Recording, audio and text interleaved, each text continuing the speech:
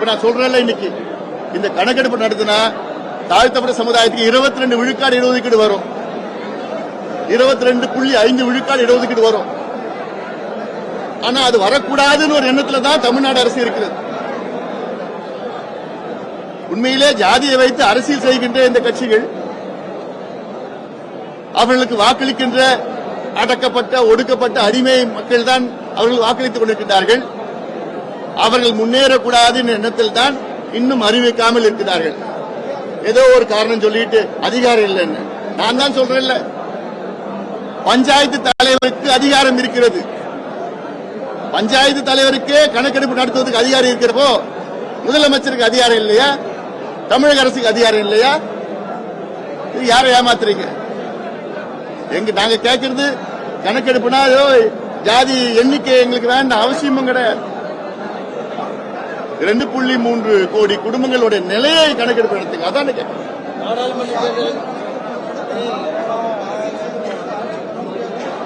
இல்லை.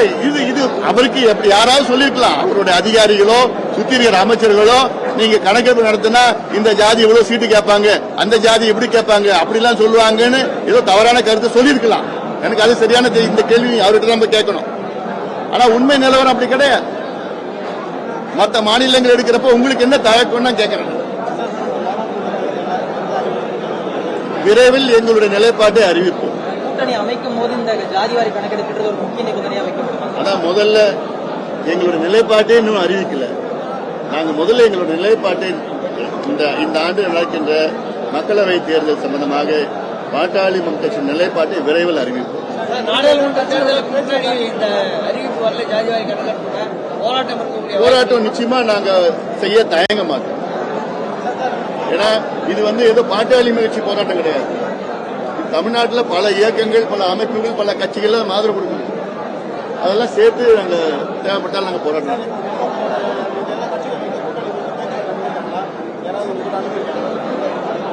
நான் மீண்டும் சொல்வதெல்லாம் பாட்டாளி மக்கள் கட்சியுடைய நிலைப்பாட்டை விரைவில் அறிவிப்போம். நிலைப்பாடு ஓகே சார். இந்த ஜாதிவாரி கணக்கெடுப்பு ஒரு முக்கிய நிபந்தனையா கூட்டணி அமைக்கிறதுக்கு வலியுறுத்துவீங்களான்னு கேட்கிறேன்.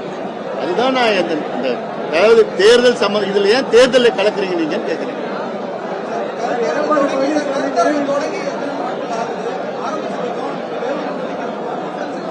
நிறைய இருக்கு. பெரிய தமிழ்நாட்டில் பல பெரிய வரவேற்பு இருக்கிறது. இதுக்கு முன்னாடி கொஞ்சம் அமைதியா இருந்த கூட இன்னைக்கு கொஞ்சம் பேசிட்டு இருக்கிறார். இன்னும் சொல்ல போனா நம்மளுடைய கி வீரமணி அவர்கள் சொல்லியிருக்கிறா, அவர் கூட இன்னைக்கு கொஞ்சம் பேசியிருக்கிறார். இதுக்கு முன்னாடி அமைதியா இருந்தாரு, இன்னைக்கு அவரும் பேசியிருக்கிறார். அதனால பல அரசியல் கட்சி தலைவர்கள் எல்லாம் பேசியிருக்கிறாங்க. இது அவசியமா செய்யணும். சீமான் அவர்கள் பேசியிருக்கிறாரு, தினகரன் அவர்கள் பேசியிருக்கிறாங்க.